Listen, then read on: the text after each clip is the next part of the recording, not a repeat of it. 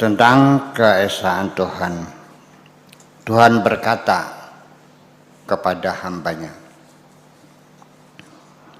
Tuhan berkata kepada hambanya, engkau sama sekali tidak memiliki apapun.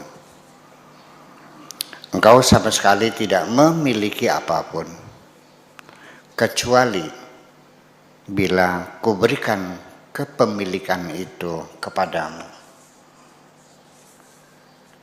Engkau tidak memiliki apapun, sekalipun nyawamu sendiri. Karena aku yang menciptanya, atau aku yang menciptakannya, termasuk juga jasadmu, bukan milikmu, karena aku yang menyempurnakannya. Engkau bisa ada karena aku, berdasarkan keputusanku. Engkau dihadirkan di dunia ini. Engkau dihadirkan di dunia ini berdasarkan keputusanku. Wahai hambaku, katakanlah la ilaha illallah. Tuhan itu hanya Allah. Kemudian bersikaplah secara konsisten untuk selamanya, sehingga engkau yakini bahwa tidak ada Tuhan selain aku. Tidak ada yang benar-benar eksis kecuali milikku. Semua, apa saja selain aku adalah berasal dariku, buatan tanganku, dan kutiupkan dari rohku. Wahai hambaku, apa saja adalah milikku, sehingga jangan berebut apa saja yang menjadi milikku. Segala sesuatu kembali kepadaku. Nanti aku yang akan menentukan hasilnya berdasarkan kekuasaanku. Lalu kujadikan berlimpah berdasarkan kemurahanku. Ketika engkau pasrahkan segala sesuatu kepadaku, engkau akan selamat dari segala sesuatu. Ketahuilah bahwa seorang hamba yang telah menerima kepercayaanku akan mengembalikan apa saja kepadaku. Lihatlah aku, bagaimana aku mengatur pembagian rezeki. Engkau akan melihat yang kuberi dan yang kutolak adalah dua namaku yang ingin kuperkenalkan kepadamu. Wahai hambaku, engkau telah melihatku sebelum engkau hadir di dunia, dan engkau mengenali apa yang kau lihat menjadi tempat kembali bagi segala sesuatu. Kemudian aku ciptakan segala sesuatu untukmu. Lalu kukembangkan semua itu sebagai tirai penutup atas dirimu. Lalu engkau kututupi dengan dirimu sendiri. Lalu engkau kututupi dengan diri orang lain. Lalu kubuat segala sesuatu menyerumu kepada dirinya, akhirnya menjadi hijab untuk melihatku. Terima kasih. Oke. Ini gak usah di-share lagi lah.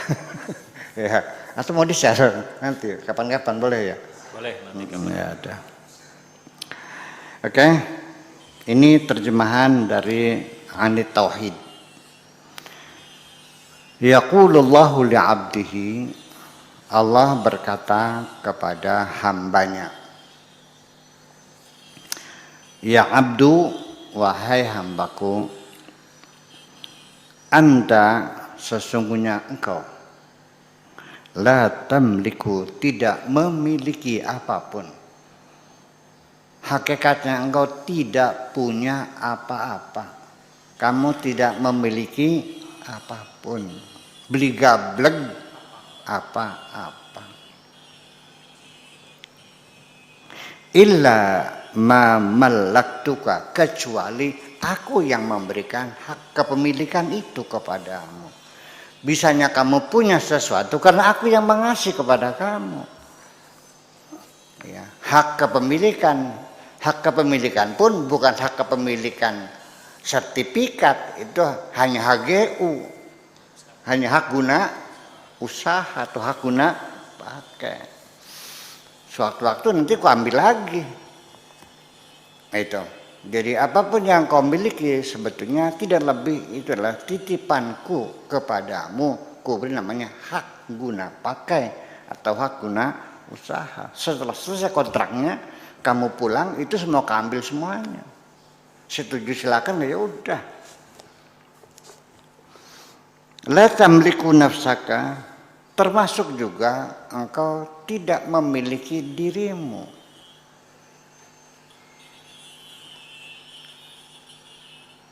Fa'ana khaliquha, karena dirimu itu, jiwamu itu adalah aku yang menciptakannya. Engkau bukan mencipta sendiri. Ya, dirimu adalah bukan ciptaanmu. Pada saya atau tidak? Ini bukan teori, ini realita. Dirimu bukan ciptaanmu. Kalau ia memang dirimu itu adalah ciptaanmu, tentu engkau akan menciptakan dirimu orang yang paling cerdas. Betul enggak? Kenapa jadinya on? Iya. Karena aku yang mencipta. Wala tamliku jasadaka, termasuk jasadmu juga. Fa ana sawaituhu, aku yang menyempurnakannya. Kubuat matamu begitu indah, itu aku yang menyempurnakannya. Matamu sejajar, itu aku yang menciptakannya. Telingamu dua di samping dengan parabolanya, dengan antennya. Ya, menampung suara. Ya, dengan hidung di tengah-tengah, dengan dua lubang, dengan wajah yang cantik jelita, itu aku yang membangun. Kamu tidak terlibat. Saya juga kalau bisa mah kepengen badan saya kayak Pak Edi, gede, tinggi. Tapi ini kan bukan bikinanku, bikinan siapa? Bikinannya Allah juga. Ini satu hal yang sifatnya merupakan badihiyat. Badihiyat itu bahasa Jawanya gampang jelipang. Nggak usah pakai teori, hal yang paling gampang. Iya, kalau 2.750.000.000 dikalikan 3,5, mikirin setengah mati kamu nih. Tapi kalau 1 tambah 1, iya, ini badihiyat yang sifatnya intuitif lah, secara gampang aja bisa paham bahwa jasadmu bukan ciptaanmu. Ya, bukan ciptaanmu, bukan bikinanmu. Wala tamliku jasadaka fa ana sawaituhu, karena aku yang menyempurnakan. Ketika engkau sempurna, aku yang menyempurnakan. Ketika engkau cacat, lahir tanpa tangan tanpa kaki, memang aku sengaja bikin seperti itu supaya orang tubuhnya sempurna bersyukur kepadaku. Kalau semua manusia kau buat sempurna semuanya, engkau akan tidak mengakui akan kekuasaanku. Ketika ada orang cacat, nggak bisa melihat, nggak bisa mendengar, nggak bisa bicara, itu untuk percontohan bagi dirimu, untuk bersyukur kepadaku. Untung aku dikasih bisa ngomong. Paham nggak? Kalau orang mukanya jelek, itu buat contoh buat kamu supaya kamu bersyukur dikasih wajah yang cantik. Tuh yang jelek, hidungnya melesek ke dalam, bibirnya doer. Ya, matanya kicor satu. Baru engkau sadar bahwa engkau cantik jilitan, engkau bersyukur. Nah, kalau aku balik gimana? Kamu yang cacat, dia yang cantik. Ya, boro-boro bersyukur kepadaku. Malah engkau hinakan orang yang cacat itu. Iya, sama sekali tidak kau hormati. Kasihan juga enggak. Ya, nyabarang jalan juga, orang but nyabarang jalan, kamu nggak peduli, silakan aja. Betul nggak begitu? Ini satu, ini artinya apa? Minal badihiyat yang gampang sekali bisa dipahami. Anta bitakum, engkau bisanya tegak berdiri, bisanya eksis. Ya. Itu aku yang menentukan. Wa bi kalimati ji'ta ila dunya, dan berdasarkan keputusanku engkau kuhadirkan ke dunia ini. Siapa yang memutuskan engkau hadir ke bumi? Bukan dirimu, bukan bapakmu, dan bukan ibumu. Ibu bapakmu tidak pernah terbesit pikiran sedikit pun untuk membuat kamu. Dari awal juga bapak dan ibumu hanya untuk mencari kesenangannya sendiri kok. Kamu lahir berdasarkan keputusan Tuhanmu. Banyak orang yang pengen punya anak, sampai 15 tahun gak punya anak, banyak gak? Dukun habis dukunnya nggak bisa, bayi tabung nggak jadi juga, cloning apalagi. Terus, nah ini adalah paling mendasar. Jadi namanya tauhid, mengesahkan Tuhan. Tolong, jangan terbatas hanya engkau menyadari Tuhan satu. Paham itu mah gampang.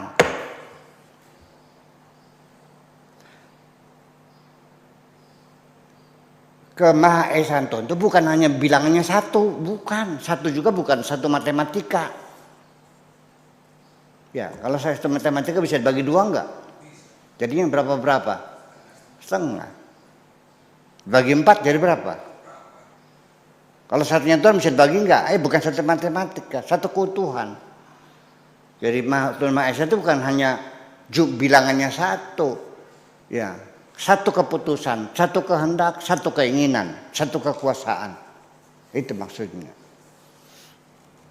You are nothing, kau tidak ada apa-apanya. Jadi keberadaanmu berdasarkan keputusan Tuhan, jasadmu ciptaan Tuhan. Iya, kehadiranmu siapa yang menghadirkan? Nah itu mengesahkan Tuhan seperti itu. Bukan yang satu lawan dua, bukan yang satu sama dengan setengah ditambah setengah, bukan itu satunya. Itu paham kira-kira? Iya, gitu. Sampai engkau bisa eksis juga, itu aku yang menentukan. Wa bi kalimati, dan dengan keputusanku juga. Jita ila dunya, engkau hadir di dunia keputusanku. Ya. Sing padang lawan tembongnya bagian kita, bagian malaikat, bagian setan, iblis. Iya kan? Aku yang menentukan, dan aku bisa memaksakan segalanya. Aku bisa memaksakan segalanya. Aku maha pemaksa. Setuju atau tidak? Ya. Ya. Al-Qahar. Limanil mulkul yaum lillahil wahidil qahar. Punya siapa kerajaan dunia ini? Untuk Tuhan yang Maha Pemaksa. Al-Qahar, dipaksakan. Suka tidak suka. Aku menjadi gini pasti terjadi. Karena aku adalah Tuhan. Aku bukan level seperti kamu. Aku adalah makhlukku. Itu kalau ngomong lebih keras lagi. Ya abdu, wahai hambaku. Qul la ilaha illallah. Yuk katakan. Tidak ada Tuhan kecuali Allah. Atau bahasa Indonesia yang agak sedapnya, Tuhan itu hanya Allah. Semestaqim. Lalu setelah engkau memproklamirkan bahwa Tuhan hanya Allah, bersikap konsisten untuk selamanya. Sing ajeg, sing lempeng. Jangan mancela, mencele. Jangan leab, leob. Iya. Jangan bergoyang. Fala ilaha illa ana. Tidak ada Tuhan kecuali aku. Tuhan itu hanya aku. Itu. La wujuda hak. Tidak ada satu wujud keberadaan yang asli ada. Tidak ada sesuatu yang wujud aslinya kecuali adalah milikku, untukku. Wa kullu ma siwaya minni. Apa saja di alam dunia ini, langit, bumi, ya, matahari, bulan, Merkurius, iya, Venus, bumi, Mars, Jupiter, iya, Saturnus, Uranus, Neptunus, Pluto, dan semua galaksi-galaksi, semuanya selain aku. Apa saja? Kullu masiwaya minni adalah berasal dari aku. Bersumber dari aku semuanya ini. Berawal dari aku. Datangnya daripada aku.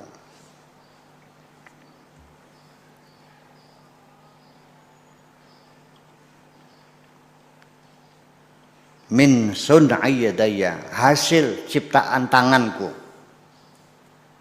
Ya, milikku, ku ciptakan sendiri, ku buat sendiri. Wa min nafkhati ruhi, dan juga ku tiupkan dari rohku. Selesai semuanya. Kurang apa lagi? Sampai rohnya ku tiupkan dari rohku. Aku yang buat. Pak Rahmat hidungnya mancung, aku yang buat. Darwijam hidungnya pesek, aku yang buat. Yang menonjol seperlunya juga aku yang buat. Yang ada bolongannya saja aku yang buat. Semuanya. Itu hasil kerja tanganku. Ya abdu, kullu syai'in li. Semua apa saja yang ada di langit, yang ada di bumi, ini semuanya adalah milikku. Ngerti? Ke atas. Ini semua milikku, manusia. Paham enggak? Semua ini milikku semuanya ini. Kamu tidak lebih hanya sebagai tamu kok. Iya. Ya. Tidak untuk selamanya kok.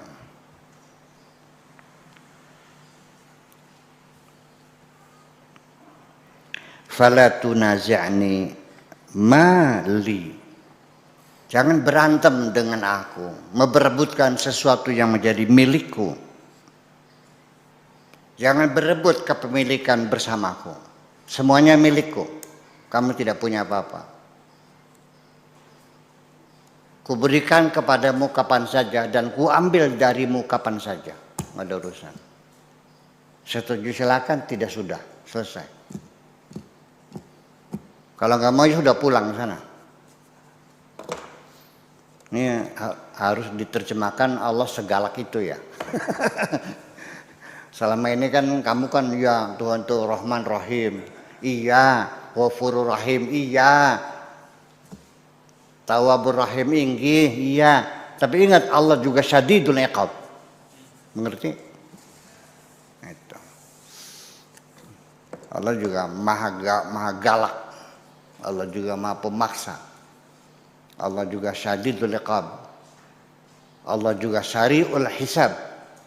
Allah juga Muntaqimu. Allah juga maha pendendam. Allah maha marah. Iya. Jadi yang enak aja, Rahman Rahim, Ghafurur Rahim. Iya. Tawwabul Hakim. Iya. Yang lengkap dong dari dua sisi.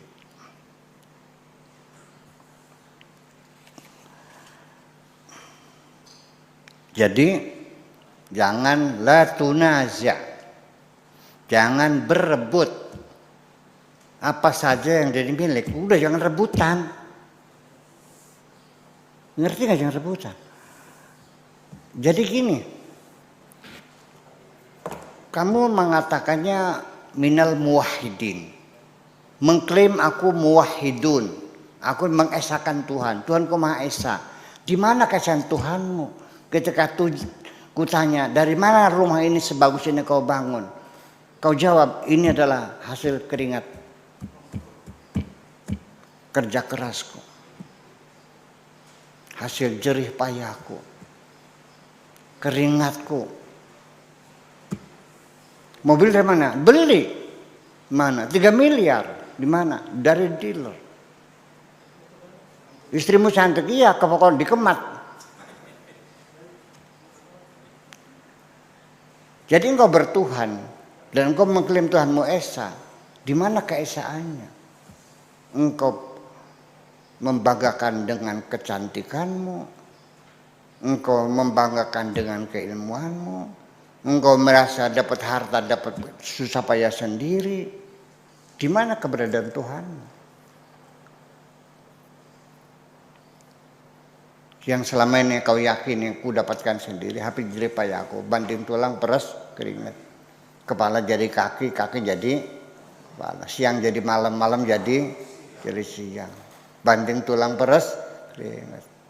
Enggak dikasih Tuhan? Enggak. Mau dapat cewek sendiri kok. Di mana esanya? Kalau Tuhan Maha Esa, ternyata ketika sakit, lalu Allah kasih kesembuhan, yang disanjung dokter kok. Yang dipuja-puja obat paten.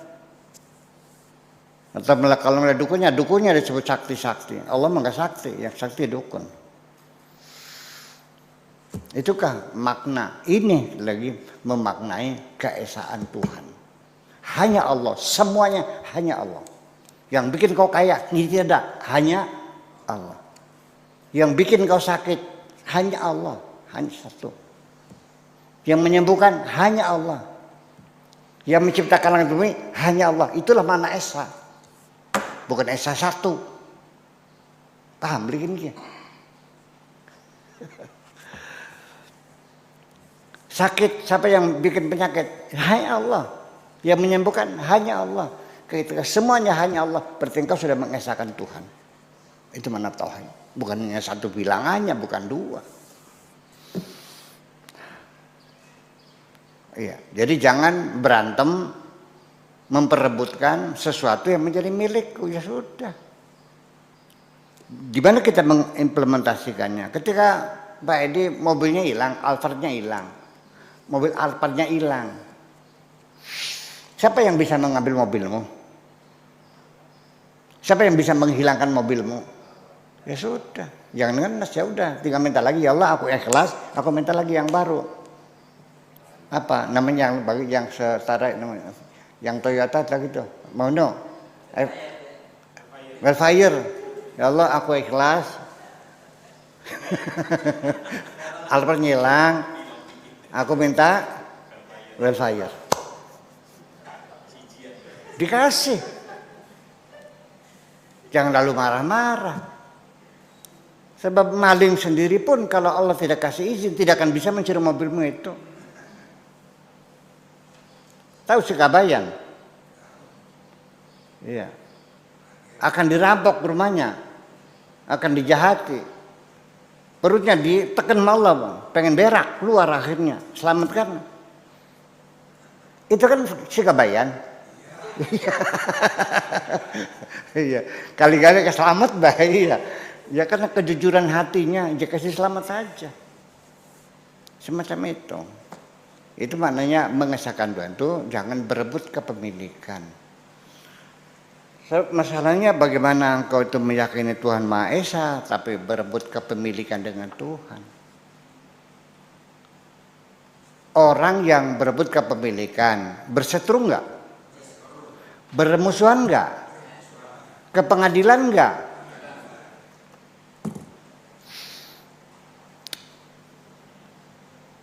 Mobil Alphard ada yang mengaku ini mobil saya.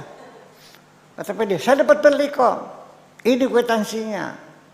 Orang ini juga aku punya di PKB-nya. Berantem enggak? Polisi. Jadi ketika engkau merasa memiliki di dunia ini, apapun yang kau miliki, sekecil apapun, jangan pernah merasa memiliki, itu milik Tuhan. Ketika engkau mengklaim itu adalah milikku, berarti engkau berantem dengan Tuhanmu.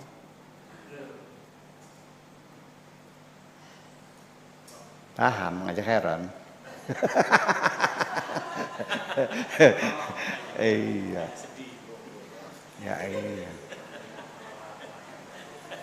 Jadi sebetulnya kita tidak memiliki apapun.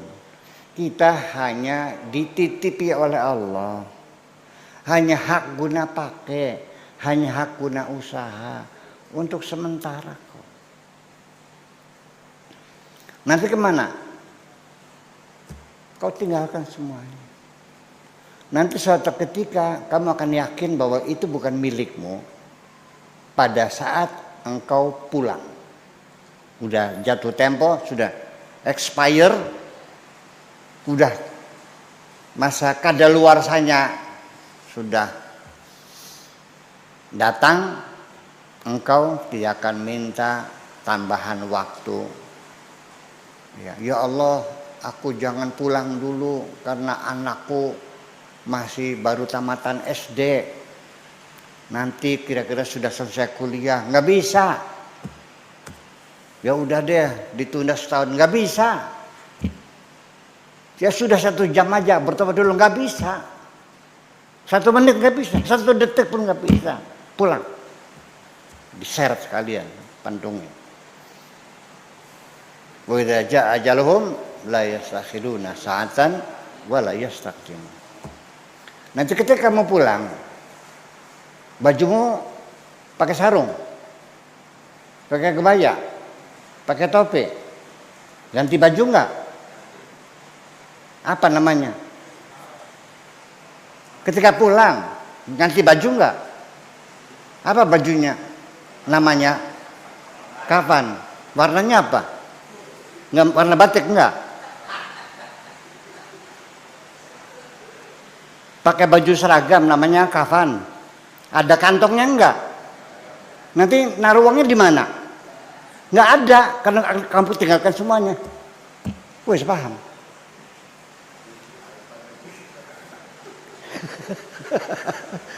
Kain kafan Pak Edi enggak ada kantongnya. Karena ketika kamu pulang enggak pakai kantong karena semuanya akan kau tinggalkan semuanya kok. Suka atau tidak suka? Boleh nggak pengen ganti warnanya merah? Nggak bisa, putih.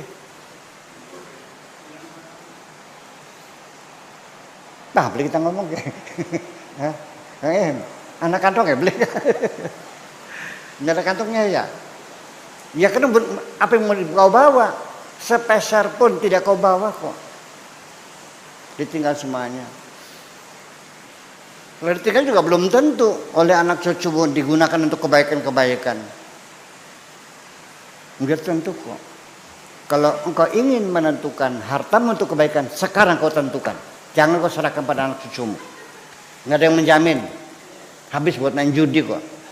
Buat kawin lagi, judi lagi, kawin lagi, judi lagi. Iya, ziarah kubur juga. Bukan baca doa, buat kencingin kuburan kamu kok. Ya. Tega kok. Ya. Ada nggak bapaknya mati, anaknya nggak ikut mandi, nggak ikut nyolat ya, nyongkelin lemari, berebutan sertifikat, ada nggak? Itu terjadi.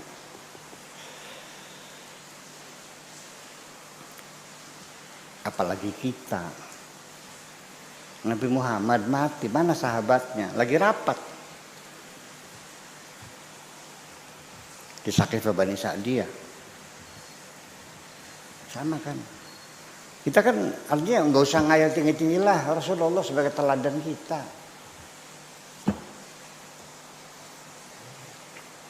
Mana para sahabatnya?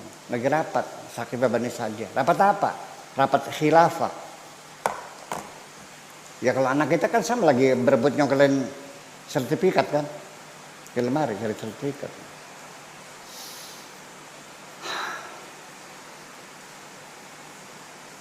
Tetapi saya ingin mencoba menjelaskan supaya kamu jangan sakit hati. Ada satu alasan kenapa Nabi meninggal nggak ada yang ngurusin, mereka rapat. Dalam sistem ilmu tata negara bahwa tidak boleh ada stagnan dalam pemerintahan ini. Nggak usah sehari 2 hari, 1 jam saja bisa bubar negara ini. Itulah makanya aturannya itu adalah presiden dan wakil presiden tidak boleh naik pesawat bareng-bareng. Itu protokolernya. Nah kalau jatuh,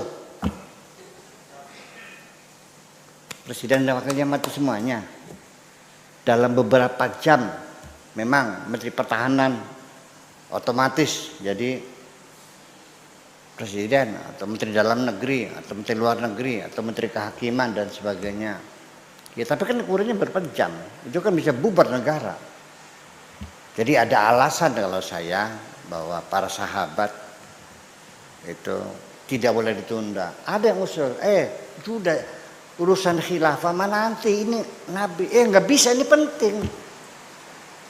Iya, udah nggak usah ikut Madinah. Udah, presiden mati ya mati, silakan urusin sana. Ini urusan bagaimana? Gitu, paham nggak? Ini untuk membesarkan hati saya, supaya saya jangan ngenes. Membesarkan hati saya supaya jangan ngenes gitu ya. Jadi saya tidak menyalahkan Abu Bakar, tidak menyalahkan Umar, karena mereka paham, mereka para politisi ulung ya, paham. Jadi nggak bisa. Itu segampang mandikan mayat ke Rasulullah, segampang untuk siapapun bisa. Tapi ini gimana negaranya? Karena konfliknya sangat besar sekali. Iya, berebut kekuasaan. Ada opsi Quraisy, opsi Ansor, opsi Muhajirin, dan lain sebagainya. Itulah persoalannya. Oke, jadi itu semuanya adalah titipan Allah semuanya. Jadi kalau titipan tuh, kalau yang punya datang diminta lagi dikasihkan enggak? Pak Rahmat punya usaha titipan sepeda motor karena rumahnya dekat jalan raya. Yang dekat Pak Edi ya. Iya. Jadi dari kampung kan naik sepeda, naik motor mau ke Bandung kan gitu. Kan dititipkan di situ. Di perempatan kan juga ada motor mau ke Bandung masih naik bus kan. Itu atau di sini Kaji Masrur tuh titipan sepeda motor yang dari Bangka 2 dari segala macam motor terus naik bus ke Jakarta. Itu sehari kan 5.000. Nah, ketika yang punya datang kartusnya diserahkan nih, kartusnya motornya diambil, dikasihkan enggak? Kalau yang punya titipan itu nangis menjerit-jerit, menahan motornya tidak diambil, gila enggak orang tuh? Nah sekarang saya tanya, ketika sesuatu diambil oleh Allah, kenapa kamu nangis? Ketika istrimu diambil, kenapa nangis? Ketika anakmu diambil, kenapa nangis? Kenapa? Berarti kamu gila enggak? Jujur aja, iya saya gila. Iya. Itu persoalannya. Jadi kita ngaji rasa semacam ini nih, iya ya, selama ini saya dikacau balau ini. Kalau begitu saya percaya titipan, bohong dong begitu, hanya basa-basi aja. Selama ini kok hanya basa-basi kok. Iya titipan Allah ya, buktinya nangis ya. Tapi anak kesayang ya itulah dia. Istri kan mesti tetap jelita, iya. Nanti dikawin orang lagi ya, aduh. Ya.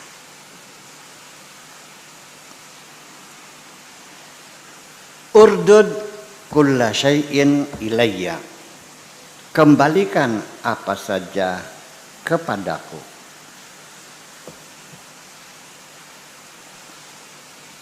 Usmiru biyadayya, akan ku kembangkan sehingga berbuah, berhasil, berkembang dengan tanganku. Wa uzidu fihi, dan juga ku tambahkan, ku kembangkan, ku tumbuhkan. Bikarami, dengan kebaikanku, dengan kemurahanku, dengan kedermawananku. Aslim kulla syai'in, serahkan semua saja.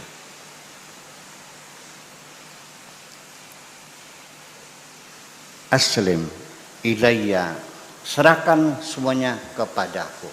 Ya Allah, ku serahkan semuanya kepadamu. Sebagai pemilik yang hakiki adalah Engkau. Terserah Engkau. Hartamu, sawahmu, mobilmu, jasadmu, rohmu, semuanya serahkan Allah. Taslam min kulli syai', engkau akan selamat dari segala sesuatu. Tidak akan ada yang bisa mencilakakan dirimu apabila kau serahkan semuanya kepada Allah. Ufawwidu amri ilallah, ku serahkan urusanku hanya kepada Allah semuanya. Ya wis kader sawah saya Gusti Allah. Anak deke Gusti Allah, rabi deke Gusti Allah. Diberi ben, ya wis. Cukup teman ya mangga. Wis selesai.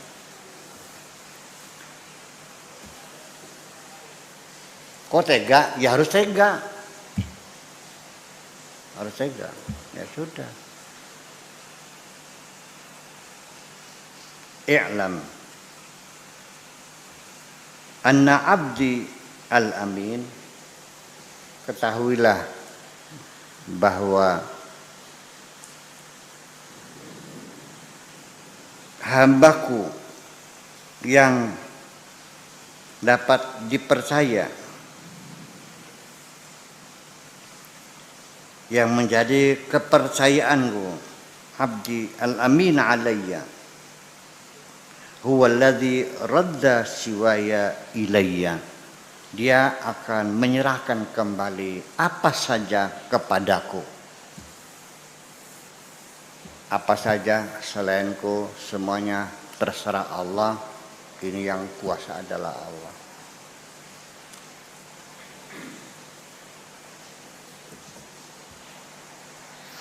Termasuk mana yang boleh kau pakai dan mana yang tidak boleh engkau pakai. Semua fasilitas yang diciptakan, aku yang menentukan, bukan siapa-siapa. Bahkan rasul-rasulku, nabi-nabiku, tidak kuberi hak untuk melarang siapapun untuk menikmati fasilitas ini. Aku yang menentukan.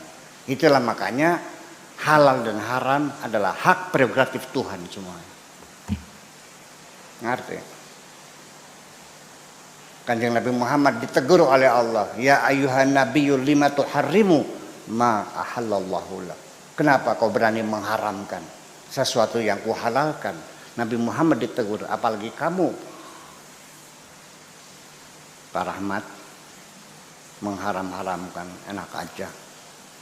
Semuanya ciptaan Allah, yang menentukan boleh dan tidak boleh adalah Allah. Kita mah tugasnya hanya mengikuti. Wa ma atakumur rasul fakhudhu wa ma nahakum anhu fantahu. Apa yang dilarang lakukan, kalau yang disuruh kerjakan. Nabi tidak mengharamkan, hanya menyuruh dan melarang.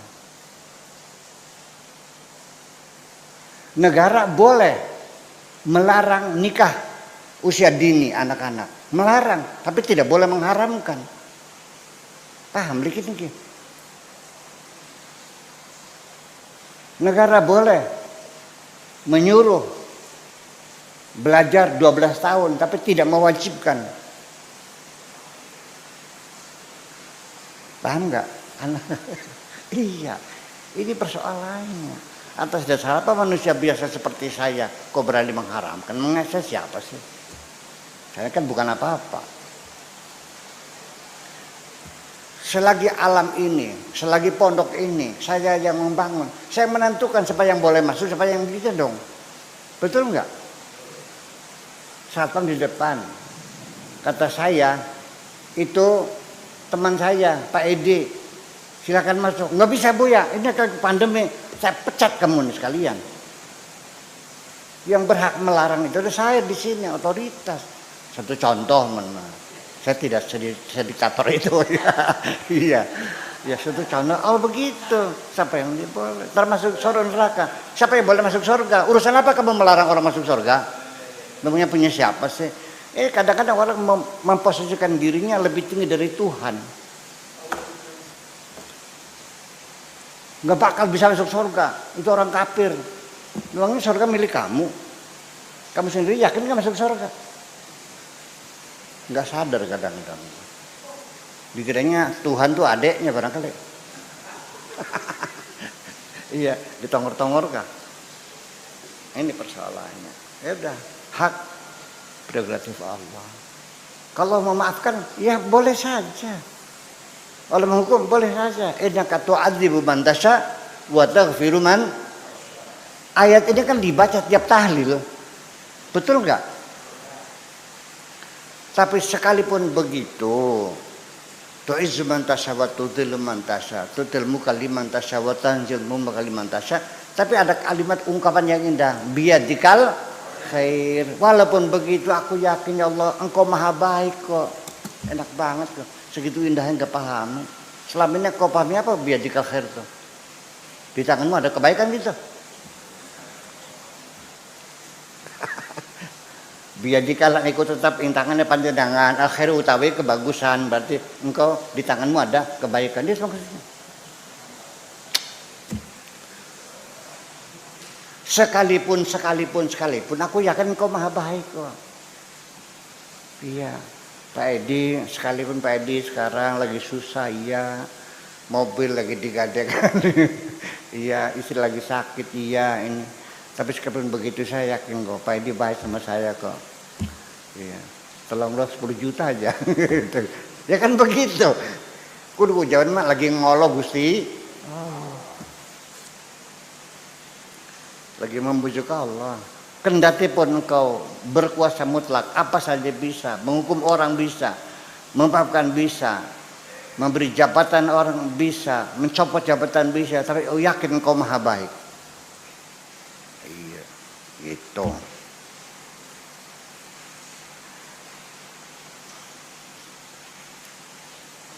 Taslam min kulli syai. I'lam anna 'abdi, ketahuilah bahwa hambaku al-amin alayya huwa alladhi radda siwa ilayya. Undur ilayya. Lihatlah aku. Lihatlah aku. Ini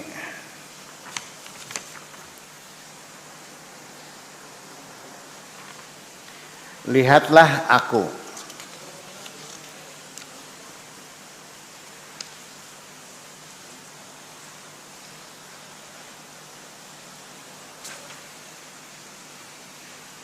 Kaifa ujri al-qismata. Lihatlah aku bagaimana aku membagikan rezeki kamu itu. Tara al-ata'a wal man'a ismaini engkau lihat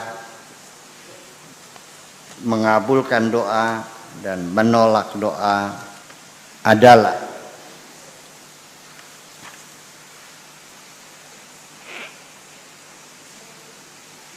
dua isimku, dua namaku,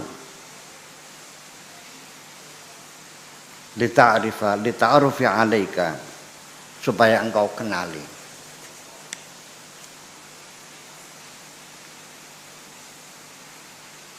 Al-qabdu dan al-bastu adalah, al-basitu dan al-qabidu adalah dua sifat milik Allah. Artinya aku tetap